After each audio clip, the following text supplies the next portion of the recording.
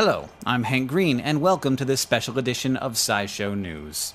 8 months ago, the final stage of the Mars Science Laboratory's launch vehicle pushed the craft to 13,000 miles per hour, ready for its journey to Mars. The Mars Science Laboratory, or Curiosity rover, is a massive interplanetary payload, the largest ever delivered to the surface of a planet, and 5 times larger than any previous rover. The logistics of getting it not just to the surface of Mars, but to a very particular spot on the surface of Mars, boggle my mind. The calm of the first 8.5 months of this journey will end as the spacecraft enters the Martian atmosphere, still traveling at around 13,000 miles per hour. At that moment, the craft will lose contact with us. 7 minutes later, it will be going 0 miles per hour, either sitting peacefully on the surface of the planet, ready to begin its mission, or scattered across the landscape with no sign as to what went wrong. NASA scientists and engineers call this the 7 minutes of terror. As the craft enters the upper atmosphere and jets align it to the perfect entry vector, the friction of the atmosphere heats the heat shield up to 1600 degrees Celsius while slowing the craft down to a much more manageable 1,000 miles per hour. Still, though, faster than the speed of sound.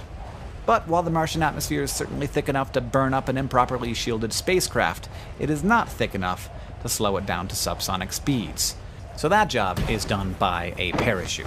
The largest supersonic parachute ever designed, in fact, weighing only 100 pounds and yet capable of withstanding 6,500 pounds of force.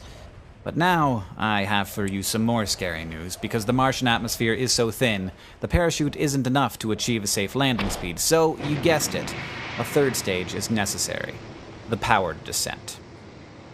The parachute detaches and the falling craft is caught by retro-rockets which slow it further, jetting it away from the parachute so it doesn't get tangled up, and eliminating not just vertical but horizontal speed. The craft now uses radar and cameras not just to see how high it is, but to spot its landing area, so that it can hit the surface in a previously defined area that isn't just safe, it's also scientifically fascinating, at the base of a 6-kilometer high mountain.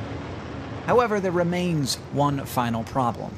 If it lowered itself all the way to the surface on rockets, the amount of dust kicked up in that process could permanently damage many of the instruments. So instead, the lander is lowered down on a 21-foot tether, a system engineers call the sky crane maneuver.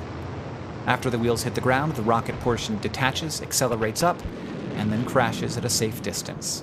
At this point, and only if all of those things go perfectly, the craft will send out a signal letting us know that it is safely on the planet's surface. And we can all let out a huge sigh of relief. I will be watching and live tweeting the night of August 5th, 1:30 a.m. Eastern, 10:30 p.m. Pacific.